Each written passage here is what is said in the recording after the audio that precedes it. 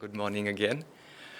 Swami Kriyananda ji, who is a dear friend to all of us, and as we know that we know him, and he also himself wanted to be known as a disciple. His entire life was an example of discipleship. And this morning, we're going to share different aspects of uh, discipleship that through his life that we have understood, and each one of us will share something that personally has touched us. I met Swamiji when he was in the later part of his life, no, when he was almost in his 80s. So his physical body wasn't necessarily as robust as it used to be. But if you look, his video, his video material is available, and if you see in the time when in his middle age, I would say, right, when he was a very strong man, and the way he would walk, and then many of his students, Naya Swami Asha, Naya Swami Dhyana, they have talked about the way he would approach as he's walking, and if you're seeing him from the side, you would see his chest would be first, as if like this is the portion of the area which is sort of leading everything that comes after that. And that's how Swamiji actually lived. His life was led by nothing but something which was in the heart. And he said again and again, what was there in his heart was the presence of the Master. And that is something I would like to talk today. And if you see that Swamiji went to Master when he was very, very, very young. And one of the first thing that was told to him by Master was you need to develop devotion. Swamiji was a very, very good student. And again, precisely that's why he's a very beautiful example for all of us. Even in those small period of time, Swamiji spent quite some time to understand and develop that devotion, the quality of heart, which basically led him for rest of his life, the way his walk symbolizes. And Master also sort of knew that he is going to be just not yet another disciple, but some very important work that has to be done through this disciple. So in these first 3 years, he was given very, very difficult assignment. One of the things that Swami also writes in his book, New Path, that the first instruction was given by Master was like, he was asked to edit, and he says, go edit, but do not change a word. And the 22-year-old Swami took these instructions and then said, like, what am I going to do with it? And he talks about, we can laugh about it now, but if you put yourself into the shoes, 22 years, what did we know?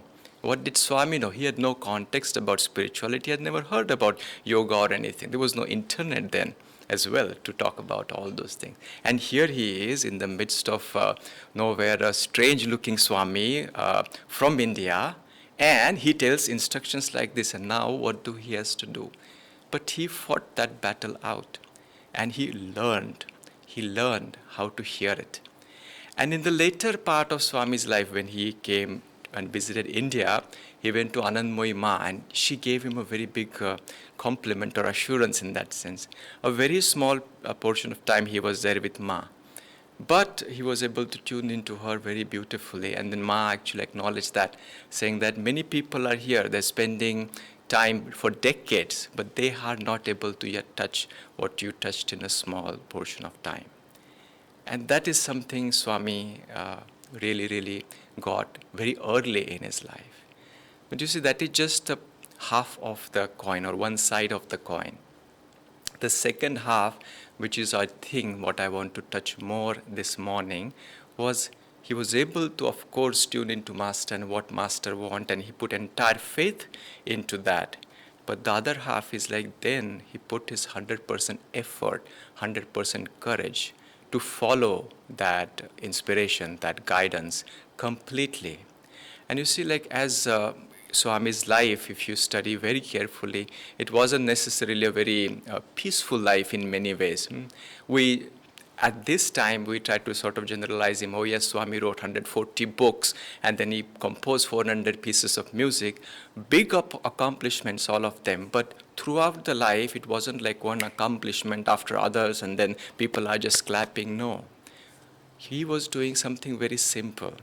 He was tuning into Master every day, just the way, heart, and then having courage to follow it day after day. Again, I go back to the time when he was young. So Master had left the body by then. He understood this healthy cycle, which is that he has to do. And while he was doing that, why I say about the courage, because see, when we follow our heart, it is not necessarily comes with a very convenient way. What inspiration Master gave to Swami wasn't necessarily very convenient in the organizational structure. He struggled to that, but not at the expense of not following his heart. Following that, eventually what led to his removal from that organization. In spite of that fact, after that, many trials and tribunals come to him for almost 4 years. Something that he had done all his life, which is only to serve his guru, was taken away from him, just like that. But in spite of that thing, he realized, he knew this is the only cycle which is healthy and he has given his life to. In time, as we all know, he started Ananda. Now we talk about Ananda, this is how it looks. But when I say he started, it was him. And then Jyotishji came to him, and that is the size of Ananda. But they persisted. He taught each one of them to follow the same thing. Tune into Master and get that inspiration and then act on it. You see, these two coins are very healthy cycle which sort of feed into each other. And this is something as Swamiji, when he says, I want to be known as a disciple, one way to look at it is like just like in a humble way. Like he had the quality, we say, to become a guru. But why did he want to be known as a disciple? Because he wanted to set us a bar, a model. That sometimes feels like a high bar, and it indeed is a high bar, but in that also holds the key of what a discipleship could look like. Each one of us probably are on this path or following these teachings because something very personally has touched us, isn't it? But I say that is not really something our contribution, it's our good karma or grace of the Guru. What is in our hand now is basically cultivate that. And that means tune into that on a daily basis. As Swamiji did, he wasn't thinking about composing 400 pieces of music or building community. All he was thinking about, what does Master wants for me for today? And whatever he felt was the need for today, he just did it, no matter whether it was convenient or inconvenient. If he felt that was the right thing to do, he went for it. And then the same thing, a biggest gift or a successful, we can say Swami's life is successful in many ways if we all make it successful also. It is sort of our responsibility of his children to follow what he exemplified for all of us. And so I encourage everyone, including myself, to just look into that deeply, especially going into the time when we felt Master very closely, whatever is our own experience of that. And as Master also invited, every day, it has to be an everyday affair, which is we go revisit that place and then ask, what is it that you want me to do today? And then whatever comes out of it, have the courage to go for it and execute it to the best of our capacity. That will be a very beautiful gift to Swami and to the Master, and we hope that we will all take steps towards that. Joy to you. I'm going to start by reading from Nai Swami Asha's book, Swami Kriyananda, as we have known him. We were returning from a visit to an ashram of another spiritual teacher. The size of the crowd and the reverential ceremony surrounding the teacher far exceeded anything we had at Ananda. If you would just let us follow you around with a white umbrella, I said to Swamiji with a smile, we could really get this show on the road. Swamiji knew I was joking, but he answered seriously. I have always thought I could do more for people as a simple, unaffected friend than in any other role. Swamiji wasn't diminishing the importance of his role in our lives.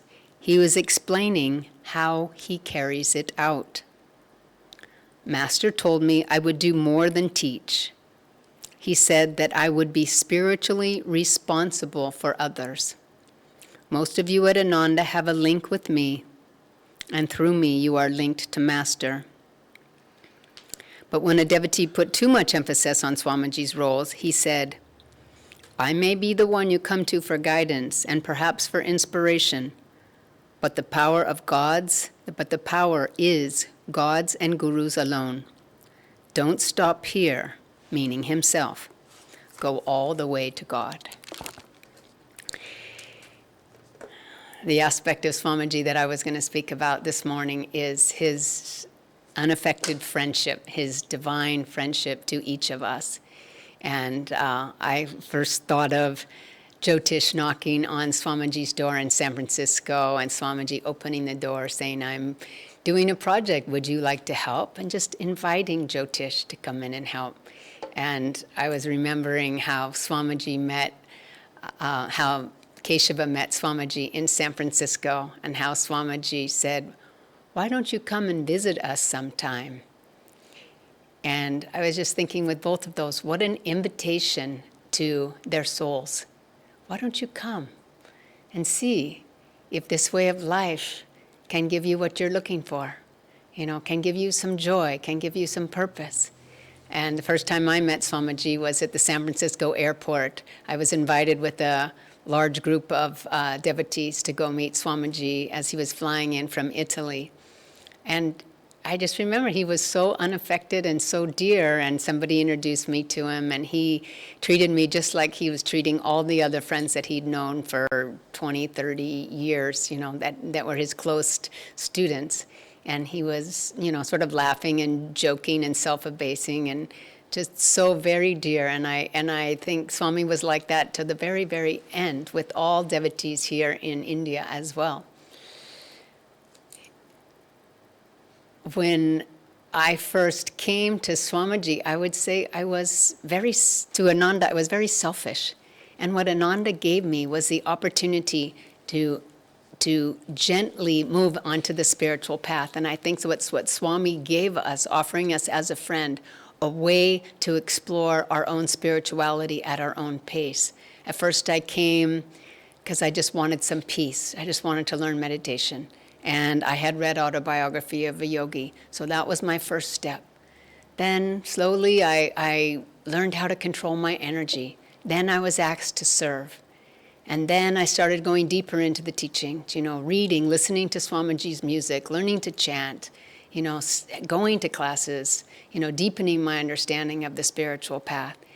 And then after some time, I look back and I was a completely different person. And it wasn't ever that I said, I want to become a very spiritual person. It was that gently Swamiji had guided me, as he has hundreds of thousands of other souls, gently and as a divine friend, onto a deep, true spiritual path. What Swamiji does is he helps us experience the presence of the gurus. He helps us attune ourselves and open our hearts to them.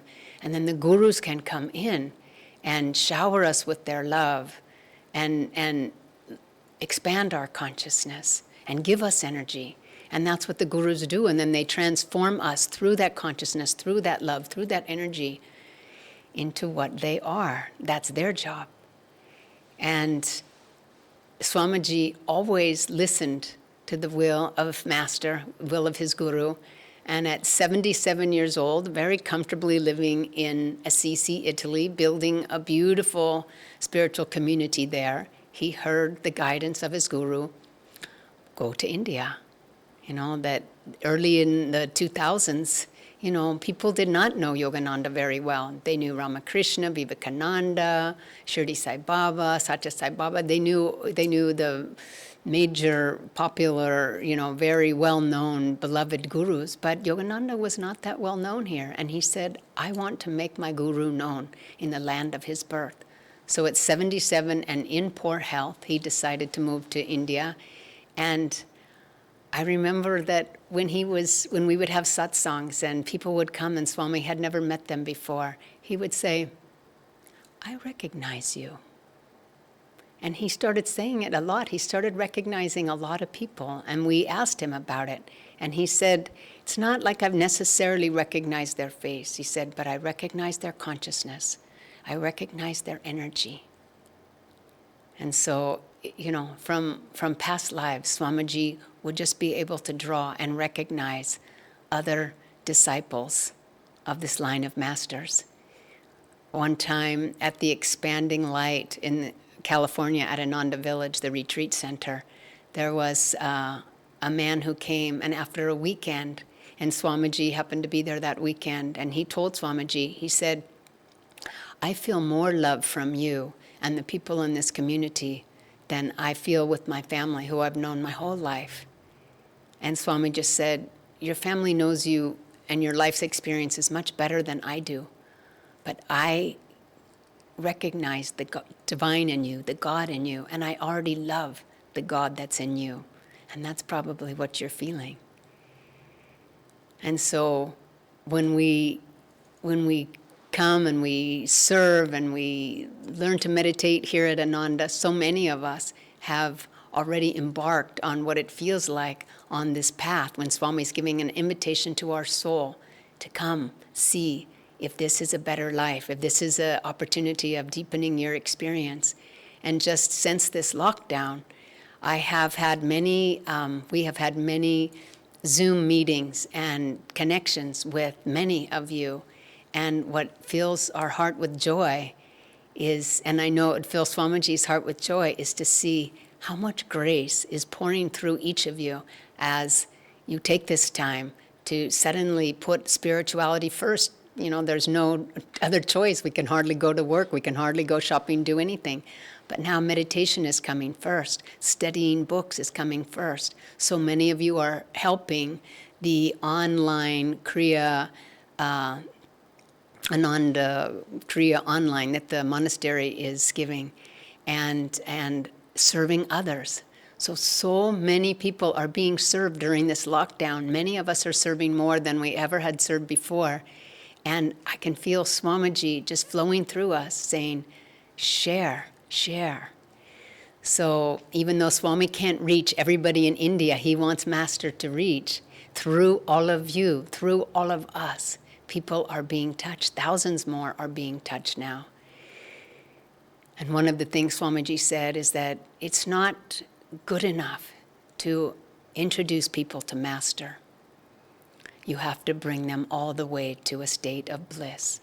That is our role as devotees. Bring people to a state of bliss. We were talking about the discipleship vow yesterday to a group of students, and I went back over it, and it said, you know, with loving faith, I seek thee, I serve thee, I want to attune myself to thee, to this ray of the divine that you have shown me. And so I think of Swami as a window to that ray of the divine, of God, of gurus, shining through Swamiji, shining through Ananda, shining through all those who are serving, bringing souls like an unaffected friend to God, to Guru, to a state of bliss. Joy to you. In all of our lives, there come moments when a window of opportunity opens, and it is for us to seize that opportunity.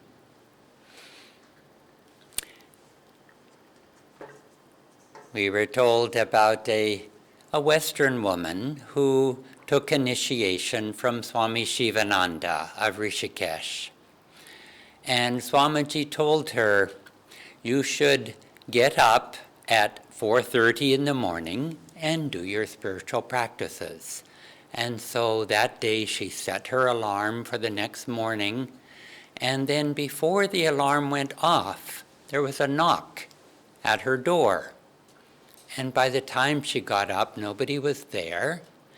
And so she thought, now, who else knows that Swamiji told me to get up at 4:30 in the morning? Could it have been Swamiji himself who knocked at my door? So the next day she set her alarm early so that she was standing by the door when again the knock came. She opened, no one was there. And this went on for many days. The knock came at her door, the mysterious knock. She got up, she did her meditation, her sadhana, and then one day came, and there was the knock, and she said, I'm so tired, I'll get up in an hour. And after that day, the knock never came. And she had to really struggle to get back so that that flow of grace was there again in her life. It's as if the Guru was asking her to raise her level of energy, and she just couldn't keep doing it. She couldn't keep it up. And when God asks us to do something, a window opens, and this wave of grace descends. And as Daya was saying, some of us are having this window of grace now during lockdown. Things are quiet, inwardly and outwardly, and we want to meditate more. And Swamiji's presence is another such window of grace, and blessing all who have contact with him. And those people are not just the ones who lived with him, like the three of us speaking today, but he's touching many more people now than during his lifetime. And it's those people who are being touched now that I am speaking of. Also in Swami Asha's book, let me read a short excerpt which she shares. Several hundred people came to Ananda village that weekend to celebrate Swamiji's 77th birthday. Many had been with Swamiji for decades. There was a concert, a festive dinner, Sunday satsang, and several smaller gatherings hosted by Swamiji at his home. The culminating event was a garden party at Crystal Hermitage. Once again we sang Happy Birthday while Swamiji blew out the candles on yet another exquisitely decorated cake. When the refreshments had been served and the entertainment was over, Durga stood at the microphone, speaking for all of us. In a voice choked with emotion, she expressed gratitude to Swamiji for all he has done to bring Master to us and to help us realize God. The applause went on for several minutes. When it finally died down, he responded, "If I thought you were celebrating me," he said, "I would be quite embarrassed. It is not me, however, that we are celebrating. It is all of us and all that we have done together. Master told me many times that I had a great work to do. After he died, Rajasi, his spiritual successor, repeated the same words to me. You have a great work to do. Then Rajasi assured me, and Master will give you the strength to do it. Rajasi was speaking about all of you. You are the strength Master has given me. Master saw you, and he knew you would come, and that through you, this great work would be done. And each of us today is a part of that great work. And to the extent that we practice these teachings simply and that we feel benefit, and even if we do nothing else, the example of our lives will inspire many others. Yoganandaji demonstrated that spiritual teachings can and should apply to every aspect of life, personal life and in the public. And this is the great work that all of us listening today are a part of. And a very good illustration of this is the 140, 150 books that Swamiji wrote. When I met him, he was 45 years old. He had written 5 little books. They were more like booklets. They were very small. And I had read 2 of those books, and that is what inspired me to come to meet Swamiji. And one of the books that I read, it was so short that it didn't seem worth it to buy the book, so I just spent an hour in the bookshop and I read the book. And then it was in the succeeding years that he wrote the other 135, 145 books. That was about 4 books a year. You know, detective novels, it would be difficult for an author to write 4 books a year. And why so many books? What was the purpose? And he described his books once as being rather like a wheel. And in the hub, in the center of the wheel, are the books for devotees, the books where he could speak freely about devotion and about God and about Guru.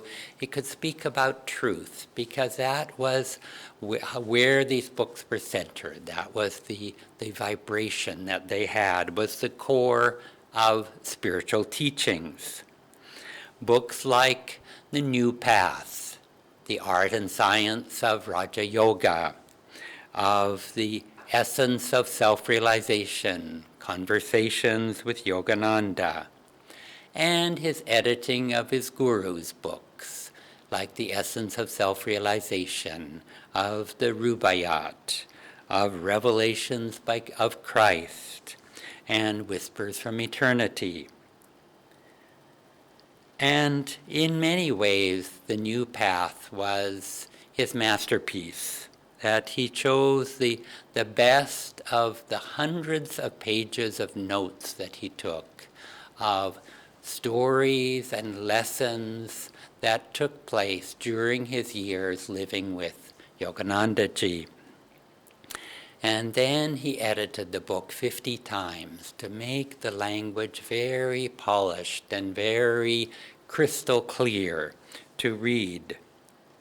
And in a sense, the book was a continuation of the Autobiography of a Yogi. In the Autobiography, Guruji really doesn't talk very much about himself, whereas in the New Path, Swamiji was able to give all of the inspiration of years of living with Yogananda ji. The publications WhatsApp group that is now going on of sharing a chapter a day from the New Path. They're almost at the point where the story really begins, where he finds the Autobiography of a Yogi, and then he finds his Guru. And then some of his deepest books, he didn't really take time at all. They were pure inspiration, with the essence of the Bhagavad Gita. As quickly as he could type the words, it's like God gave all of the words to him, and he completed that book in some 2 months. It's like a window of God's grace opened, and he recorded it. But Swamiji's heart went out also to everyone else who isn't a devotee, who isn't seeking God, or may not even know there is a God to seek. And there are so many different interests people have, and he would just observe one field of interest and meditate on it and try to take that interest deeper, to give it a deeper meaning using spiritual teachings. And with this, he came with a different kind of book. Most adults are married, but how to get the most out of marriage, how to get the most spiritually. He wrote self-expansion through marriage. On a bicycle wheel, there's the spokes that go from the outside of the wheel into the center, into the hub. And so with each of these books, Swamiji would take somebody's interest, he would just speak to them where they were in their own language, and just bring it to a higher octave, bring it to a spiritual vibration, bring them into the center of this wheel. Money, how to attract it, use it for your higher good. He writes Money Magnetism, Material Success through Yoga Principles. Astrology, he writes Your Sun Sign as a Spiritual Guide, etc., etc. And the second book that he ever published was Yoga Postures for Higher Awareness. And this was the book of Swamiji's that I actually bought and followed it day by day.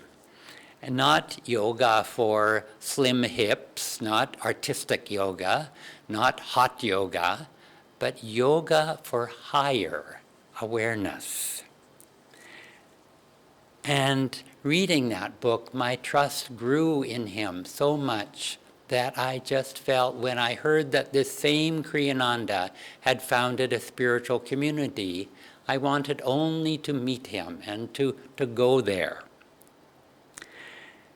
And Swamiji shows us how we can look for these windows of God's grace that come in our lives and to be open to receive them.